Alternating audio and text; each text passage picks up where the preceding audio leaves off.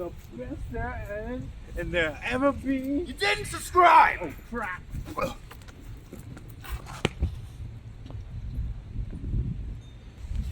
Hello, YouTubers. Welcome to Dave and Jay's Powerbomb. It's November 4th, 2020. And guess what? AEW Dynamite tonight. And guess what?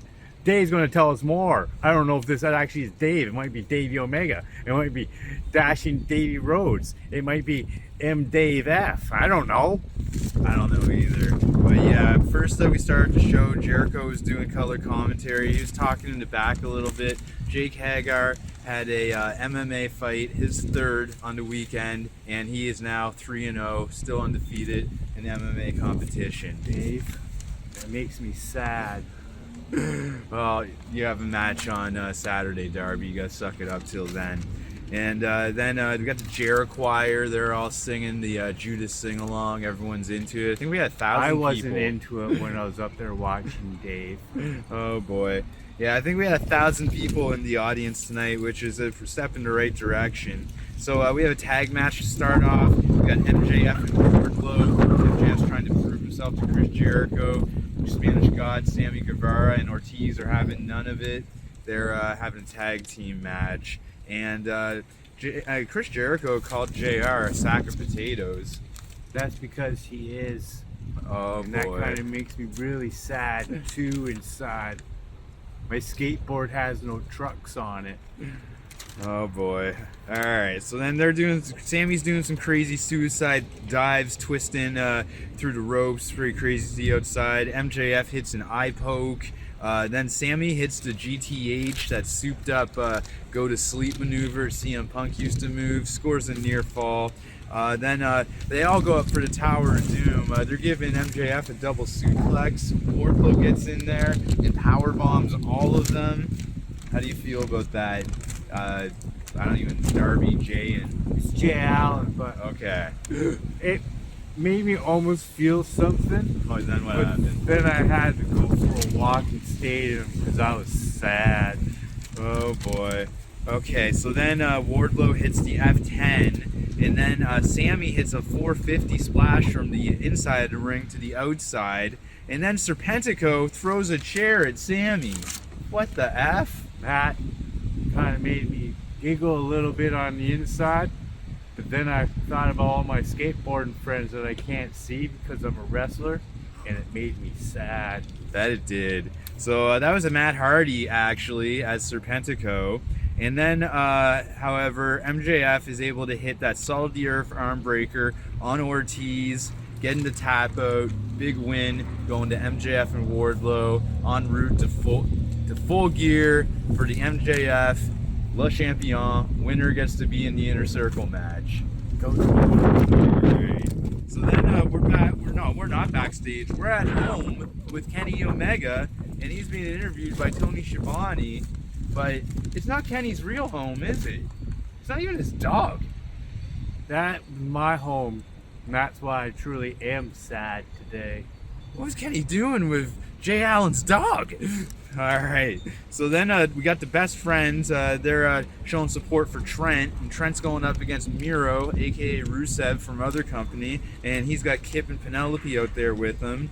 And there was some talk. I guess they did some podcast or something. Hey, I'm going to go for a walk. I'm feeling kind of sad. Okay, you go for a walk.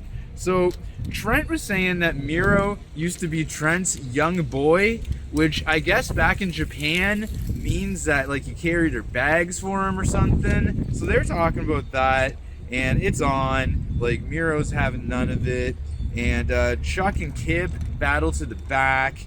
And John Silver gets in there during the picture-in-picture and nails a sneak attack. Whoa, what happened to Jay Allen? What the F is going on here? He went for a walk because he was sad. He's over there going towards the skate park. He thought he heard some emo kids or something. Oh, man, poor kids. And then, Trent hits a big German suplex on Miro. He hits the running knee strike for a near fall. Trent botches a springboard and falls. and then Miro hits this giant super kick, which they're calling the war kick, and then he hits it into that accolade move, the Boston Crab, if you will, and then where he's got the double fist and I'm fucking Bulgarian and fucking angry because you broke my friend's fucking machine. Video game. God, this is a stupid feud. I also think they named the video game Allin. Yeah. So I don't even know what happened. Oh yeah, and Miro, he won't release the hold, but then Orange Cassidy sneaks up all behind him when they're outside the ring and hits that lazy pin. They're not pin, but the top rope thing. So then he hits them. So then JR has a thrilling interview with Hangman. And Hangman is nervous and drunk going into Full Gear. See, you're nothing more than a scared alcoholic, hiding behind your alcoholism because I'm like, oh, deep down inside, you're just a fake Texas steer cowboy.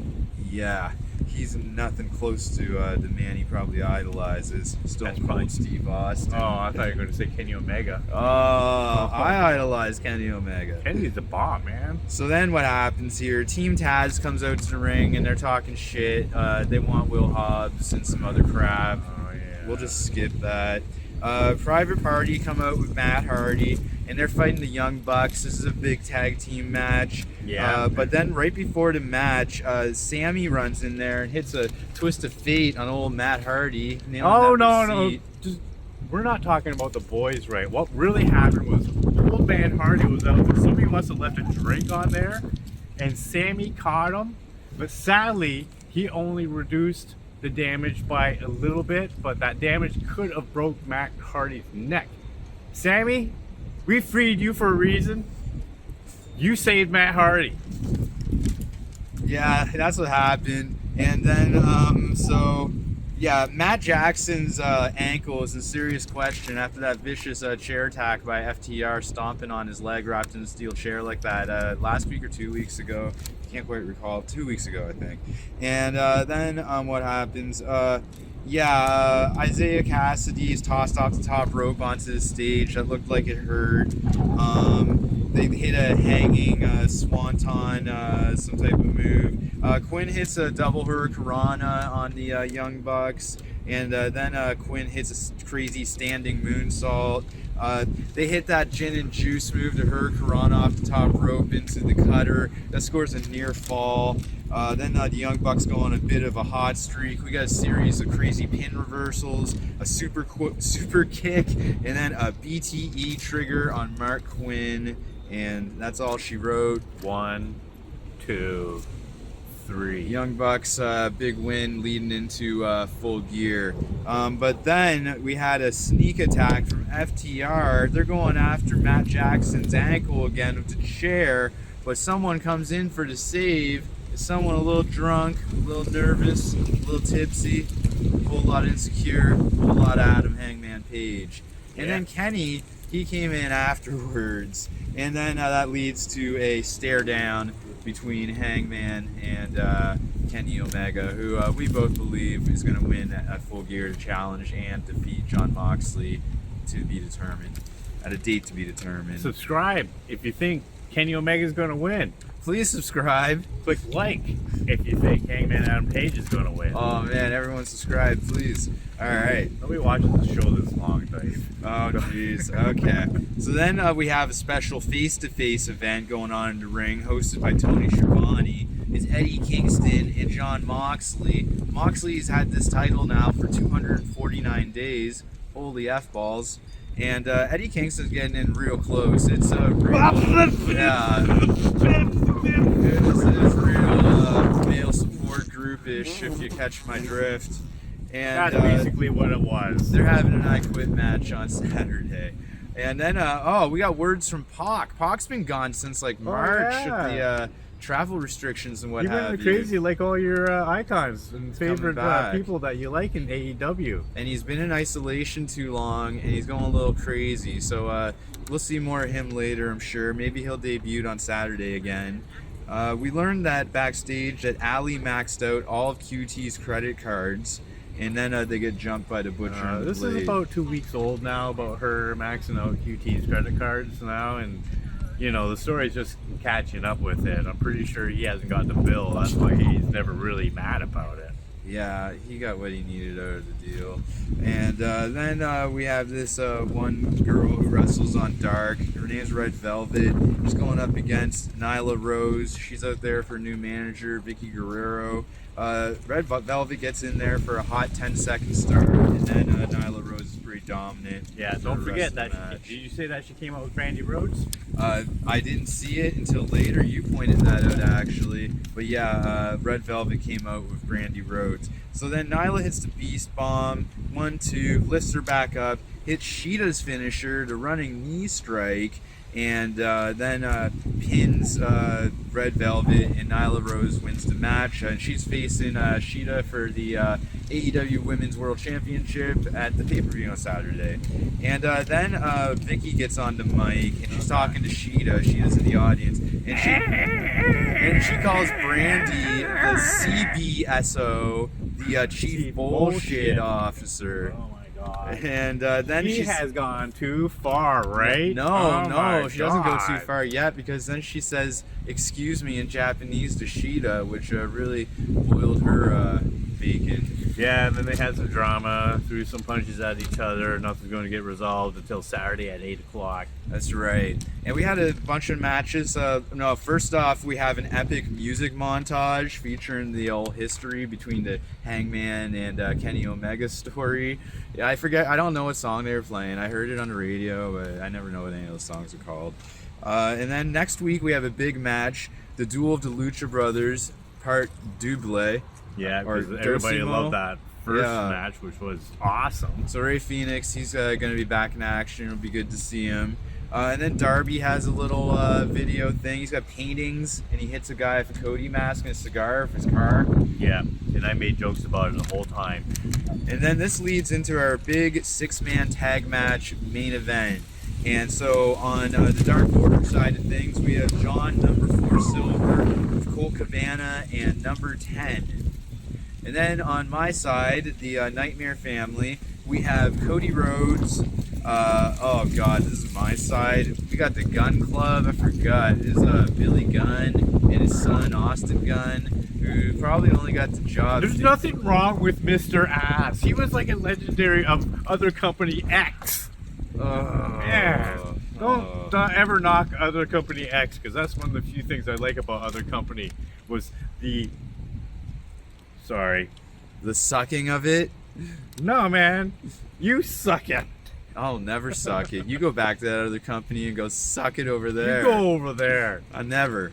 And then Cody's got the blonde hair again, because he knows people are losing their shit at this moment. He's out there with Arn Anderson. And, the Nightmare family's handed out a few new jackets. I never got one yet. But Lee Johnson has got a Nightmare family jacket. Alright, if they gave you a jacket, they'd pull a whole second fair on you, man. Yeah, just like it is now with your position. Being a houseboy shouldn't be too big. Oh my gosh. Alright, so then, John Silver's hilarious. He's the first one to start the match on the Dark Order side. He's out there running around, big old ball of energy, unstoppable. I wrote down what happens. Billy Gunn, he hits that big famouser, made popular from his super long stint in Other Company. Yeah. Sucking it over there. And then he hits the famouser on number 10. Then number 10 hits a cutter on Billy Gunn. And Cody hates John Silver. He tosses him outside the ring and heaves him into the audience. Because on Taste of Brandi the other day, last week or 2 weeks ago, he was on there. A fan requested a guest. Then Anna Jay came from behind, broke into the home and choked her out from behind. It's pretty cool. And so then Austin Gunn, what the F? Oh, strange. What the F is going on with Austin Gunn? He hits the Crossroads, and then he hits this move called the Quick Draw. It's a cool move, I guess. It's an arm drag takedown, and then he kind of catches the guy into a neck breaker. But he won. Like, he got the pin. Like, it was weird, man. This guy's never wrestled on Dynamite before. He wrestles with his dad in nepotistic fashion a few times on Dark, and he wins a main event on AEW Dynamite? I don't get it, man. Yeah. It's all weird because just like earlier, Ricky Stark and Brian Cage, they got these records and shit like that, and they just don't make sense. Well, it's not just weird to me and Jay, because it's also weird to John Silver, because while those guys' back is turned, he wants some justice. He's like, what's going on over here? He's got a chair, but then that scoundrel, Orange Cassidy, runs in, sucker punches him with that orange punch. Me and Jay's buddy goes down, and then... I love that guy. You know, I like him more than Orange Cassidy. Yeah, John Silver versus Orange Cassidy at Full Gear. I believe this is one of the pre-show matches. Me and Jay will be watching that for sure. Heck, we might even go live or something while we watch it. Yeah, we're going for John Silver, but I mean, they're probably going to give it to Cassidy. Whatever. Who earns? And then Cody grabs a mic from somewhere, and he's talking about Darby. Darby's up there in the nosebleed sections, and he's saying that he's talking about being the face of TNT, being the face of an entire network as TNT champion. And then Cody had an iconic quote here. He's like, I left the Empire, I went to war, and won. You're looking for the ace belt? You can't be the ace, because I'm the ace. And then that was it right there. Yeah. And I think that's how we're going to end it here. Thanks for watching, guys. Please subscribe, please like, and tune in Saturday night. Big Full Gear pay-per-view, post-game show. It's going to be sick. Join the Dark Order.